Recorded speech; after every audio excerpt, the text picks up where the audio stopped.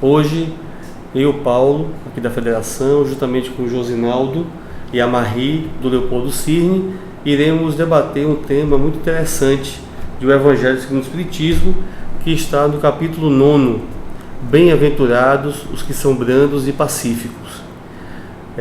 O item a ser discutido hoje é o item 6, Instruções dos Espíritos, a afabilidade e a doçura. Portanto, pegue o seu Evangelho segundo o Espiritismo, se você quiser acompanhar a leitura.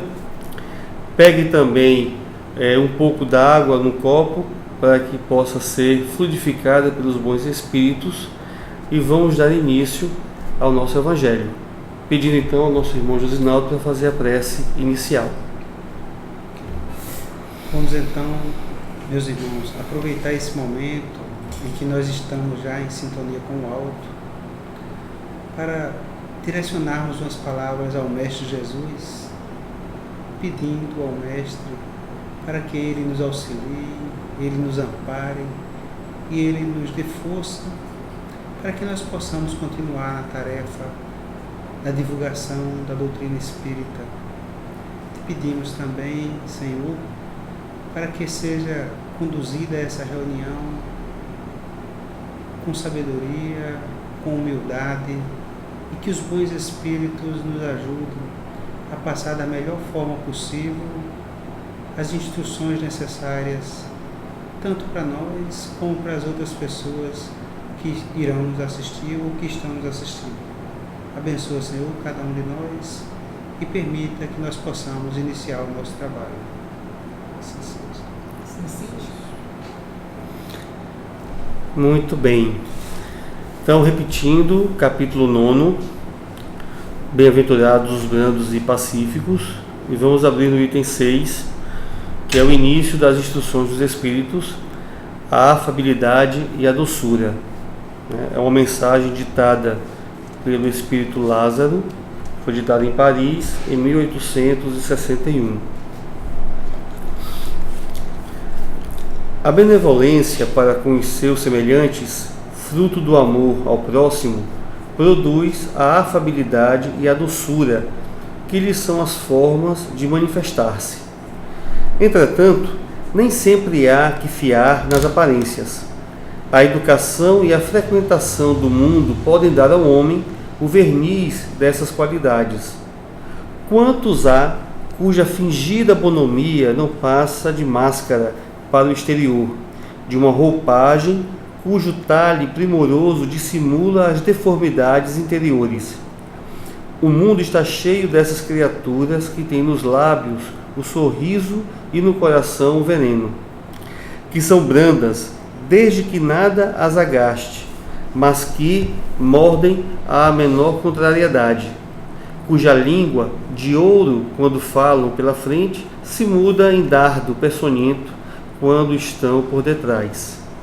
A essa classe também pertencem esses homens de exterior benigno que, tiranos domésticos, fazem que suas famílias e seus subordinados lhes sofram o peso do orgulho e do despotismo, como a quererem desforrar-se do constrangimento que, fora de casa, se impõe a si mesmos, não se atrevendo a usar de autoridade para com os estranhos, que os chamariam à ordem, acham que pelo menos devem fazer-se temidos daqueles que lhes não podem resistir. Envaidecem-se de poderem dizer: aqui mando e sou obedecido, sem lhes ocorrer que poderiam acrescentar: e sou detestado. Não basta que dos lábios manem leite e mel. Se o coração de modo algum lhes está associado, só há hipocrisia. Aquele cuja afabilidade e doçura não são fingidas, nunca se desmente. É o mesmo, tanto em sociedade como na intimidade.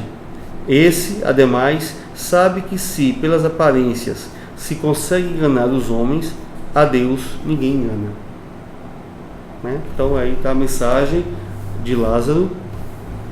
E vamos então começar a trazer algumas considerações acerca dessa mensagem. Então, a gente está no capítulo que Kardec busca o Sermão do Monte, né? Ele traz aqui duas questões, os brandos e pacíficos, para sermos felizes, para sermos bem-aventurados, e começa a falar da benevolência, né? A benevolência, que é uma atitude para com o próximo, né? Para com o semelhante. Exato. Né, Osnaldo? Exato. O que a gente poderia falar um pouco sobre essa questão? Para que a gente entenda melhor essa mensagem, eu sempre gosto de trazer o título, ou trazer o início do capítulo, né? Uhum. Como você bem falou sobre o Sermão da Montanha. E a chamada para esse capítulo, né, que fala: bem-aventurados os que são brandos, porque possuirão a terra. Então, já dá um caminho aí sobre qual o caminho que a gente deve ter para herdar a terra. Não nos esqueçamos de uma coisa, né? Na época em que Jesus estava entre nós, o mundo, inclusive o próprio mundo em que ele vivia, era um mundo que era vítima da guerra, da conquista. Uhum. Ou seja, em que os conquistadores, Júlio César, por exemplo, na época, e outros imperadores romanos, eles chegavam conquistando o mundo através da violência. Uhum. E o povo de Israel foi vítima disso, né? E Jesus diz: olha, na realidade tenha calma a todos. Eu imagino ele conversando com todos e dizendo: olha, bem-aventurados, ou seja, são os felizes eternos, os que são brandos, porque eles herdarão a terra. Ou seja, ele dá uma mensagem não de curto prazo, mas de longo prazo. Uhum. Qual a terra que ele promete para a gente? Ou seja, uma terra transformada, uma terra onde não haja tanto ódio, onde não haja tanta guerra, para que essa terra seja preparada para os brandos e pacíficos. Então, e o que é ser brando e pacífico? Aí, voltando agora à pergunta que você me fez, sobre a benevolência para com os outros. Ou seja, ser brando e pacífico não basta que a gente seja passivo.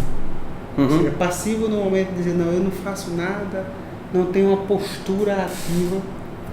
Eu acho que ser ativo no bem é uma coisa interessante.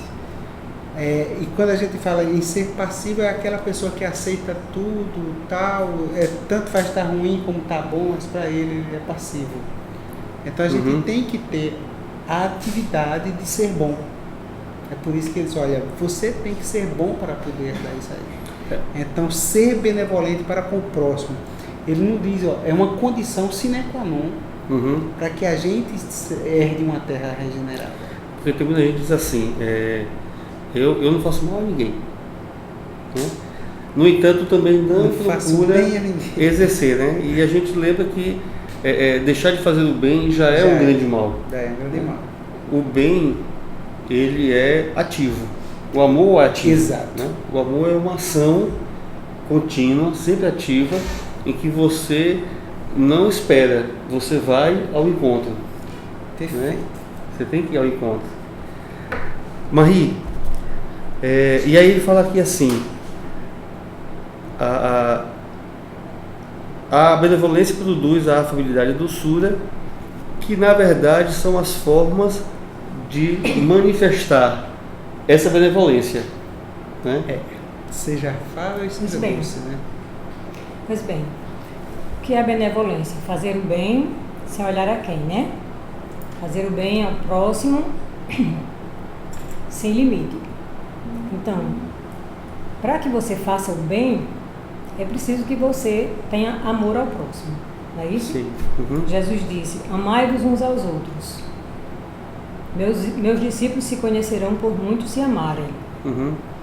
Então, a benevolência é isso.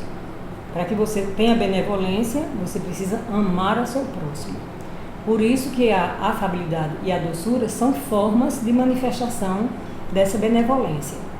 O que é a afabilidade? A afabilidade é a característica, o tributo de quem é amável, de quem é delicado, de quem é paciente, cortês, né? E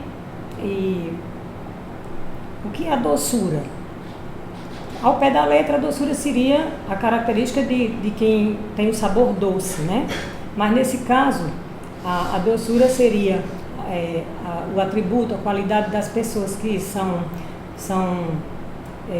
simples, né? É a simplicidade, a brandura, a suavidade, a meiguice. Então, a afabilidade e a doçura, isoladas ou juntas, sempre fazem o bem. Uhum. Por isso que elas são maneiras de manifestação da benevolência. Perfeito.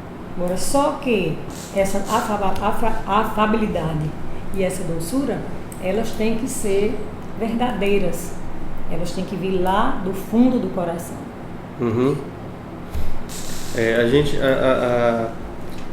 Essa questão da benevolência, ela é muito importante, porque se a gente lembrar a questão 886 dos Espíritos, né, que é o BIP 886, não é isso? BIP 886. Que aí ajuda a gente, né? Então, Kardec pergunta qual seria o significado de caridade, como entendia Jesus, né? Como é que Jesus entendia a caridade? Então vem a benevolência para com todos, né? A indulgência para com o erro dos outros e o perdão das ofensas, né? Dos erros, enfim, dos demais. E aí a gente verifica, assim, perdão é algo imaterial, a indulgência também. A benevolência, ela pode ser também imaterial. Ela é imaterial, mas também pode ser material, né? Até eu acho que dá uma abrangência maior para a questão da caridade mesmo, que vai muito além da esmola, né, ou do prato de comida, que são necessários efetivamente para quem necessita, mas que não podem ser dados simplesmente assim, né? Que muita gente vai dar esmola no carro para o pedinte, abre só necessário para passar a moeda deitada, não é verdade? E não dá atenção, não olha no olho, quer dizer, não é algo de se doar, é algo para se livrar. Toma aqui, segue, né? Aí eu não poderia deixar de fazer citação, né, a carta de Paulo aos Coríntios, né? Sim. Quando ele fez: ainda que eu doasse toda a minha fortuna, vendesse todos os meus bens e doasse para os pobres, mas se eu fizesse isso sem amor, nada disso me valeria. Exatamente. Então, esse amor aí que Paulo fala é justamente a benevolência para com o outro. Ou seja, como é que eu devo ser afável, como o Marie bem falou, como é que eu posso ser doce? Ou seja, isso, na realidade, ser afável e ser doce para uma pessoa é uma pessoa fácil de ser digerida. Uhum. Já fazendo aí a analogia aí com a palavra doce, né? Ou seja, é uma pessoa agradável à convivência, é uma pessoa que me transmita paz, que faça o bem sem olhar aqui. Ou seja, isso é interessante. Mas o que me chama a atenção no texto, Paulo, é quando ele fala o seguinte: mas ser doce em determinados momentos, ou seja, ser afável em determinados momentos e em outros, não, ter uma postura diferente. Uhum. Tem uma pessoa que diz: olha, ser espírita dentro da casa espírita é muito fácil, né? Sim. Agora, ser espírita no seu lugar de trabalho, Em ser espírita em casa, Uhum. aí é que a gente vai ver justamente essa outra parte aí do texto, né? É claro, a gente vai chegar na hipocrisia, né? Despotismo. Tem até tem uma piadinha que diz assim que chegaram aqui vou botar aqui na federação, o pai ia à frente, a mãe com o filhinho andando atrás, e aí o pai ia à frente, meu irmão para cá, meu irmão para lá, e aí o filho cutuca assim a mãe e diz: mamãe, vamos morar aqui. Aí disse: mas o filho, por quê? Porque aqui papai é tão bonzinho, né? Aqui é o melhor lugar para a gente se relacionar com o papai. Mas essa questão que o Espírito Lázaro ele vai chamar bem a atenção, né? Porque, primeiro, só para a gente concluir essa partezinha aqui, é que não há como ser benevolente, ou seja, mesmo no ato de você doar algo material para quem necessita, se você não for afável e doce, você não está sendo benevolente, porque a benevolência ela se manifesta pela afabilidade e pela doçura, por essa postura da pessoa. Agora, ser afável e ser doce na sua íntegra. Sim. E não significa, e aí é outra coisa também que eu acho que é importante, a gente não significa você passar a mão na cabeça das pessoas, né? Porque Jesus, quando era necessário, ele era enérgico, mas sem perder a afabilidade, sem perder a doçura, né? Ou seja, reconhecendo que aquele outro precisava de uma orientação e sempre separando o erro de quem errava, né?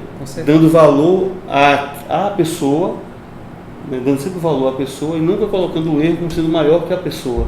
Perfeito. Não é verdade? Verdade. Bom, então aí já em seguida vem aquela questão que o porém, o entretanto que o Espírito Lázaro coloca. A vírgula, né? Nem sempre há que fiar nas aparências, né? Nem sempre há que confiar nas aparências. Porque a educação e a frequentação do mundo podem dar ao homem o verniz dessas qualidades, né?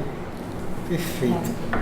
Esse aí é que é a vírgula, né? O pós-vírgula, né? Uhum. Ou seja, ser afável, ser doce, como eu falei, tem que ser na sua íntegra. Porque viver de aparência é até de certo ponto fácil em determinados lugares. Uhum. Mas viver de aparência o tempo todo aí é que complica, né? Ou seja, ninguém consegue fingir uma afabilidade, uma doçura o tempo todo. Sim. Então, quando a proposta é que a gente seja isso em tempo integral, nós sejamos isso o tempo todo, que esse é o caminho para que a gente seja feliz eterno, ou seja, bem-aventurados os mansos e pacíficos. Uhum. Que a gente tenha essa condição para herdarmos a terra a qual Jesus prometeu. Então, para poder a gente ser assim, é preciso que sejamos na nossa íntegra, ou seja, integralmente, sem dupla face, ou seja, eu sou afável em determinado momento, mas eu sou um tirano em outro. Ou multiface, né? Ou multiface, né?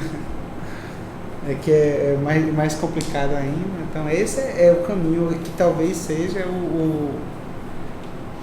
a puxada de orelha que Lázaro nos dá aí, né? Nessa mensagem.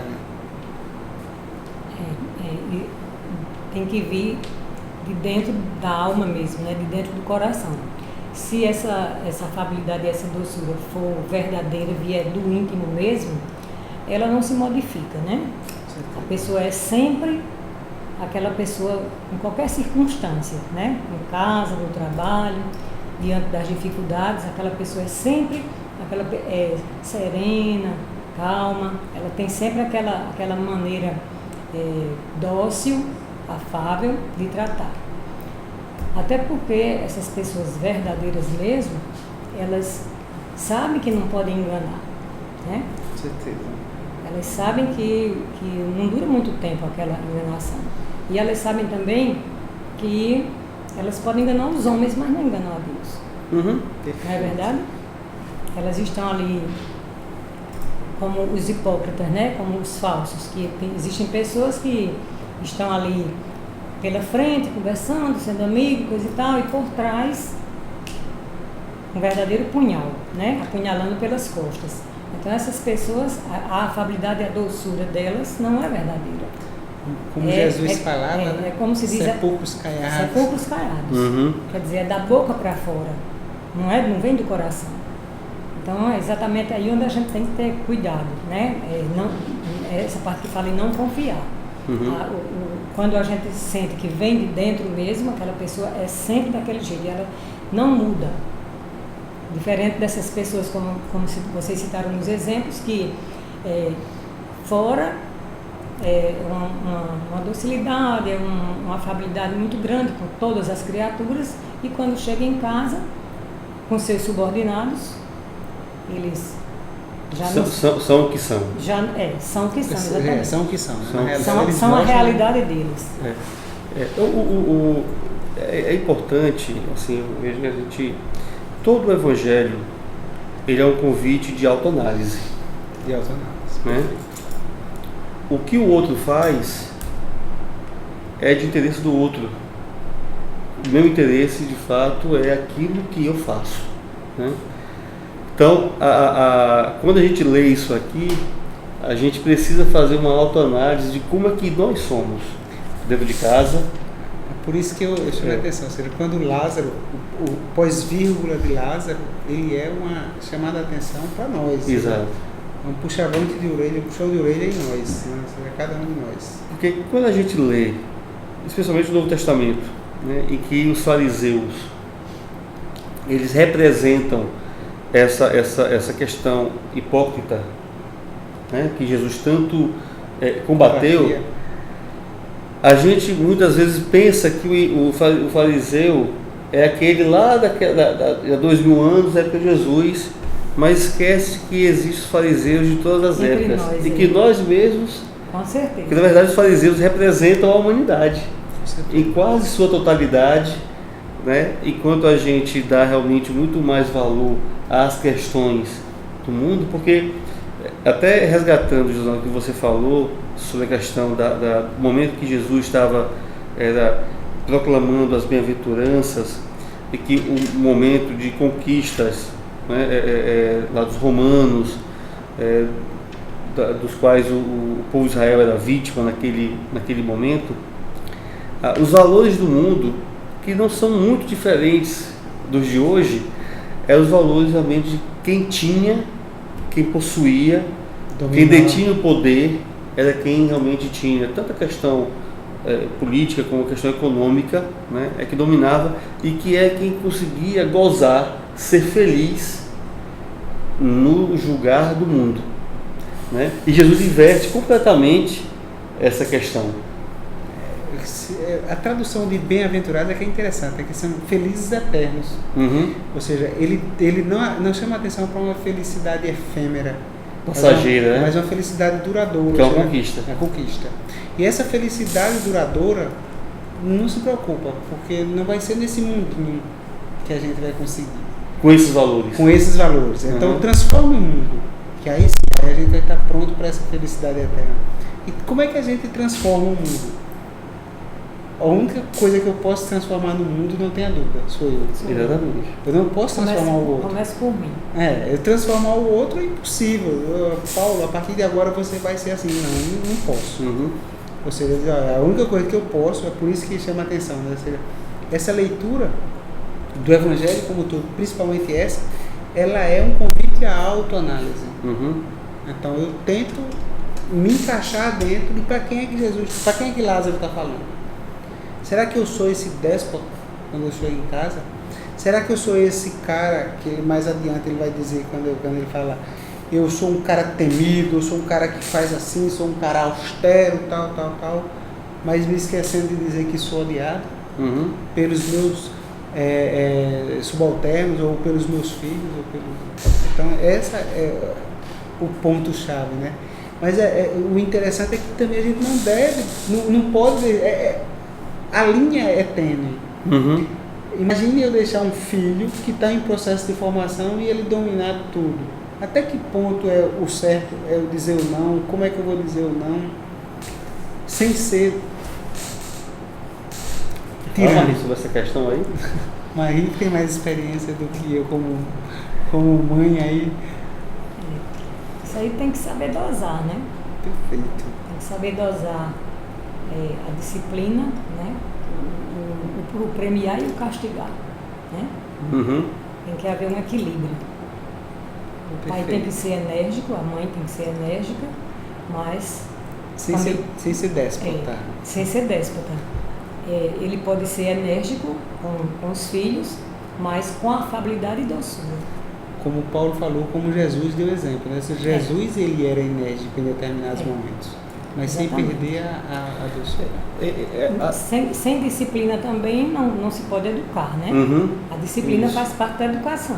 Agora, nem por isso os pais podem chegar e, a despeito de educar, ficar tratando, né, humilhando, com grosseria, né? Eu acho, é importante realmente fazer essa questão, porque assim, não são coisas antagônicas. Não. O disciplinar, o educar, o dizer não, o dar limites, não é antagônico à afabilidade e doçura. Com certeza. Né? Porque tudo, eu acho assim interessante, na justiça divina há uma coisa que sempre é considerada, a intenção. Né? Então, quando eu estou, por exemplo, punindo um filho meu, qual é a minha intenção? Eu estou preocupado efetivamente com a formação deste espírito eterno, né? Que nesta encarnação veio como filho meu, ou eu quero desforrar, ou eu quero realmente colocar para fora um sentimento orgulhoso que eu tenho e de mandar e de humilhar, né? Então, se eu tenho realmente, aí essa análise eu preciso fazer assim, eu estou fazendo isso porque eu castigo por castigar, eu puno por punir, ou realmente eu estou interessado no outro. Eu estou fazendo isso, olha, meu filho, eu não faço isso com alegria, mas faço isso porque eu sei que isso é melhor para você, né? Eu gostava sempre de usar uma analogia, até com a justiça divina mesmo, mais ou menos assim. Eu como tive um braço quebrado aos 4, 5 anos de idade, eu passei uns 40, 45 dias com o braço, e aí eu me lembro bem dessa questão, né, que o gesso, ele faz calor, ele coça, tem um mau cheiro, né? Incomoda você dormir, para você tomar banho, e o filho, ele vai para o pai e diz assim, papai tira, né? E o pai, consciente de que aquilo é importante para ele solidificar, né, aquele osso quebrado, enfim, para ele se restaurar, ele diz não. O filho naquele momento vai ficar com raiva do pai, pode até ficar com raiva, poxa, não quer fazer o que para mim seria o melhor por falta de visão, né, de conhecimento. Mas o pai vai deixar aquilo incomodando mesmo assim, né, preocupado com o filho. E assim é Deus conosco. Muitas coisas acontecem, né, que à primeira vista a gente não gosta muito, às vezes se revolta, às vezes, né, não tem resignação e tal, mas é preciso aquilo para que a gente possa se melhorar. Então o Pai, ele sempre é amor absoluto, ele sempre faz em nosso benefício, mesmo que tenha a aparência de não ser. Eu acho que é assim que a gente deveria se comportar dentro de casa, né? É como um outro exemplo semelhante é a vacina, né? Sim. A gente pega o bebê nos primeiros dias de nascido e aplica uma vacina que sabe que ele vai chorar, né? Os pais que acompanham geralmente sofrem com aquele momento, mas a gente sabe que aquilo é para o bem dele, é para a prevenção. Então, é importante. E eu acho assim, que nós pais, quando disciplinamos, quando castigamos, quando proibimos, é sempre na melhor das intenções, com certeza. Alguns erram por falta de orientação, por falta de instrução, né? E muitas vezes eles são grosseiros, eles não usam de afabilidade e doçura por falta de conhecimento mesmo, né? Mas quantas vezes existem muitas situações e também existem N situações que se justificam porque aquele pai faltou com a afabilidade e a doçura. Nós não parávamos de encontrar situações aqui, muitas vezes até problemas que foram resquícios de criação e etc, né? Distúrbios psicológicos, distúrbios de criação e etc. O importante é que a gente possa passar essa mensagem que o pai pode disciplinar, pode proibir, pode castigar, contanto que esse castigo, essa disciplina, essa educação seja dentro dos padrões evangélicos, com doçura e com afabilidade, né? Com equilíbrio. Castigar e premiar sempre com equilíbrio, com certeza. Eu queria falar o seguinte, que quantas vezes eu me exaltei com os meus filhos, gritei, né? Fui desequilibrado, e a minha esposa, sempre dizia assim, meu filho, concordo com tudo que você disse, a forma que você falou que isso é diferente, né? E de fato, E muitas vezes o orgulho não permitia pedir perdão para os filhos, né? Assim, aquela questão do orgulho. Então, esse trabalho é que a gente precisa realmente fazer com essas orientações do Espírito, para a gente poder pensar, poxa, e outra, quando você fala, né, de forma enérgica, mas com afabilidade e doçura, a aceitação do outro se dá muito mais facilmente. Né? Porque o outro também tem seus orgulhos. É isso que quer dizer, porque você não está mexendo no orgulho do outro, né? Na hora que você grita, você mexe com o brilho dele. Exato. Então vai entrar numa rota de colisão aí, com certeza. Vai ter uma reação. Os meus filhos foram educados, hoje todos 3 são casados, 2 meninas e um menino. A gente ainda chama de menina eternamente, né? Sim. Então hoje eles já são casados, eu já tenho 6 netos, 2 de cada. Hoje eu já presencio a educação dos meus netos diferente. Né? Naquela época eu ainda cheguei a castigar, ainda tive momentos exasperados de falta de paciência, mas hoje eu já vejo as meninas chamando para o cantinho da disciplina. Né? Você desobedeceu, você fez isso que você já sabia que não devia ter feito, então você vai sentar aqui no cantinho da disciplina para pensar se foi certo ou se foi errado. Você vai refletir e daqui a pouco eu venho saber se você refletiu e o que foi o resultado da sua reflexão. Agora posso dizer o seguinte, viu? Aí daqui a pouco elas chegam e perguntam, você refletiu? Sim, mamãe. O que foi que você concluiu? Você acha que foi certo? Não. Você ainda vai fazer? Não. Embora ele reincida naquele erro, claro. Mas devagarinho vai educando. E hoje eu não vejo mais elas baterem, elas, né? Às vezes proíbe, você hoje não vai assistir filme, você hoje não vai pegar no iPad, por isso, porque você está precisando ser castigado para você refletir. Quer dizer, é uma maneira de disciplinar com afabilidade e doçura? Sim. Com certeza. Está super dentro do nosso assunto. O que eu ia dizer, é o seguinte, é que como as crianças hoje são tão enérgicas, né? Às vezes se desse a opção para escolher, quer uma palmada ou quer ficar me dá uma palmada, me dá uma palmada que já acaba. Eu quero correr, já quero brincar, enfim, né? Com certeza. Mas vamos para frente aqui. Vamos lá. Então, então o Lázaro ele chama atenção aqui para a quantidade que existe de pessoas que têm um fingimento, né? Que somos nós mesmos, na verdade.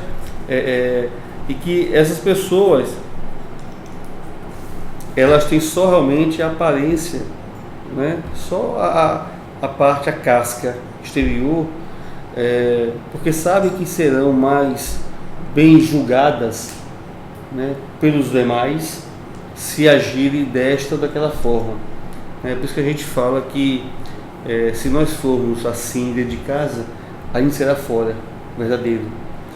Porque como em casa não dá ibope, a gente normalmente é verdadeiro, né? Como fora a gente é julgado e a gente dá muita importância ao julgamento dos outros para com a gente acaba realmente se fazendo essa questão aí fingida. Aí diz assim, que são brandas desde que nada as agaste. Aí a gente lembra até o item posterior desse a paciência, aí diz assim, meu Deus do céu, hoje eu perdi a paciência com esse menino. Mas será que a gente tem a paciência? A gente já conquistou? Porque uma vez conquistado, acredito que a gente, na verdade, dentro de uma circunstância tranquila, eu sou paciente, eu sou brando. Eu não estou nadando no mar de tranquilo, agora, né? Pisou no meu caso.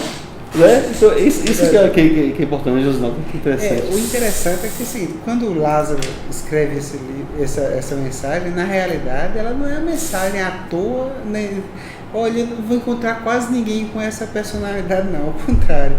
Eu acho que todos nós nos enquadramos praticamente aí nesse perfil aí, de sermos essa pessoa que tem multifaces, que perde a afabilidade e a doçura, que é de certo ponto déspota, que em determinado momento é orgulhoso, vaidoso. Então é por isso que você bem falou, é a autorreflexão. Em que momento a gente tem que fazer isso aí? Eu me lembro bem quando eu estava eu entrei na doutrina espírita e eu vinha de um outro segmento filosófico, e esse segmento filosófico para mim era muito mais interessante a vivência aqui, nesse mundo agora, o atual, Sim. o imediato. Então eu queria os prazeres desse mundo. Então, e lá para as tantas eu entrei na doutrina espírita e me deparei com uma verdade assim incomodante, que me incomodava, que era aquela história de dizer o seguinte: olha, a doutrina espírita não proíbe nada. Ou seja, você pode fazer o que você quiser, mas aí vem o pós-vírgula, né? Arque com as consequências. Então, são suas. Eu não me preocupar, eu comecei agora a dosar o meu prazer imediato, as minhas coisas imediatas, não pensando no agora, mas no futuro. Já que eu estava acreditando em uma nova filosofia, que essa filosofia me prometia uma vida eterna, então quais são as consequências para essa vida eterna, para essa vida espiritual? Sim. Então qual a consequência que eu tenho quando eu perco as estribeiras, quando eu perco a afabilidade e a doçura, quando eu perco a paciência, quando eu sou essa multiface? Então a consequência que eu tenho é que eu não vou herdar a terra que Jesus prometeu.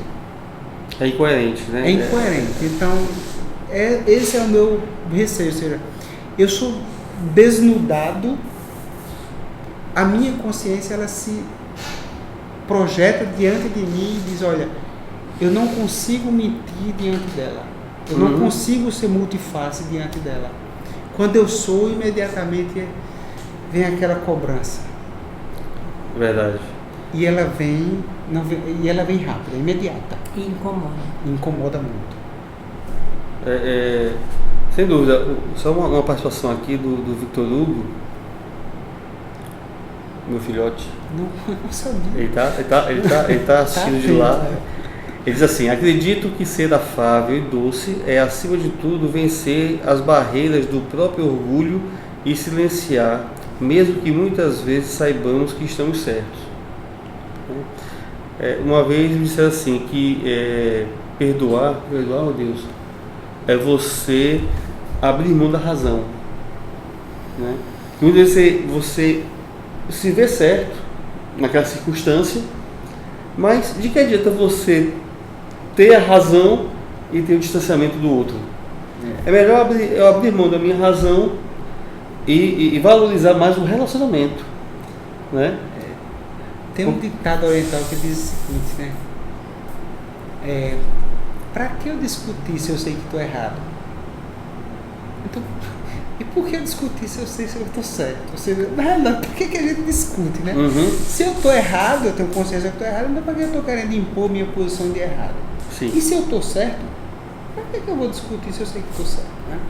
Mas é o danado do orgulho da gente que não deixa a gente se calar. Né? E eu acho interessante, Maria, a gente pensar o seguinte também, que a gente não pode servir a dois senhores, né? A gente não pode ser, por exemplo, ao mesmo tempo querer crescer espiritualmente e se apegar mais ainda à matéria. Certo. São caminhos opostos. Nós temos momentos na nossa vida que a gente está mais espiritualizado, então hoje a gente está mais apegado às questões materiais. Eu não posso ser, ao mesmo tempo, altruísta, né, e ser egoísta.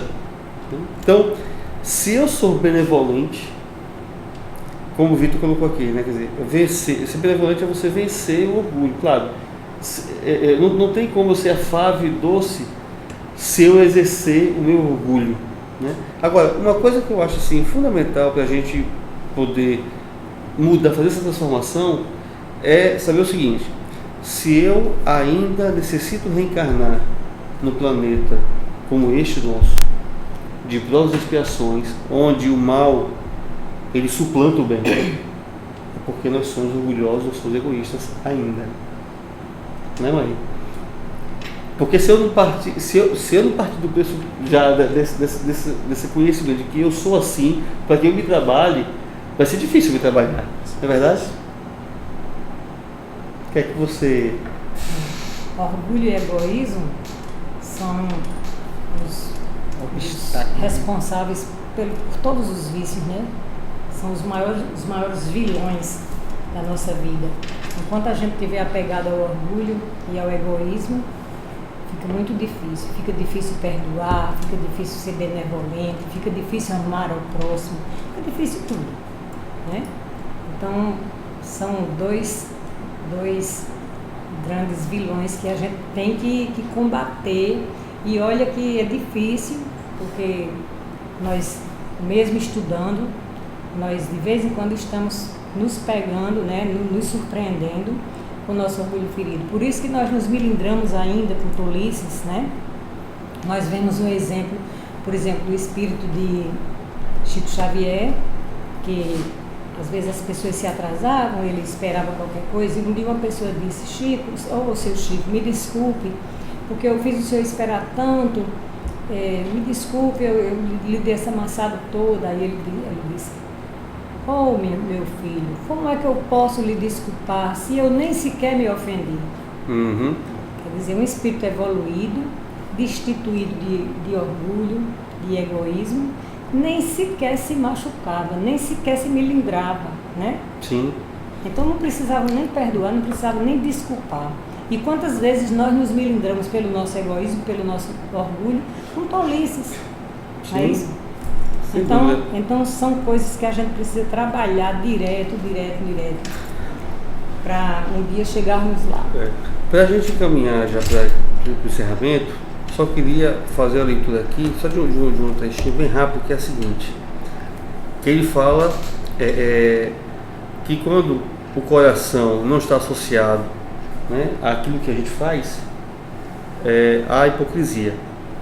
Mas assim, aquele cuja afabilidade e doçura não são fingidas, nunca se desmente, é o mesmo, em qualquer circunstância, né? E eu queria só trazer uma reflexão para as redes sociais, para o que nós compartilhamos, né? Não raras vezes a gente vê aí dentro de um grupo espírita, por exemplo, aí vem uma mensagem que não era própria, houve um erro, né? Houve um erro. Mas interessante o quê? É que se chegou, é porque nós, assim, a gente evita, nós temos vários grupos no WhatsApp, né?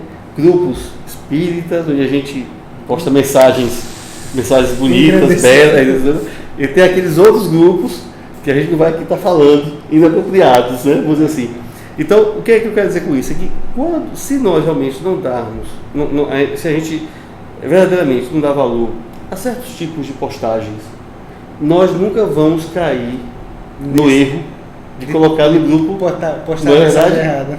Então assim, eu peguei essa mensagem aqui do Espírito Lázaro, assim, e trouxe para uma realidade hoje atual, em que de vez em quando escorrega o dedo, aí vai parar no me perdoa, não sei o que tal, né? Mas o que demonstra a verdade é como nós ainda somos multifacetados, né? Assim, temos várias máscaras, né?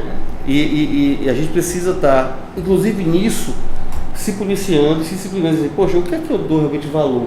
Eu dou valor a essas coisas mais chulas, né? Então, a gente precisa ir nesse processo também de se trabalhar, é verdade. Né?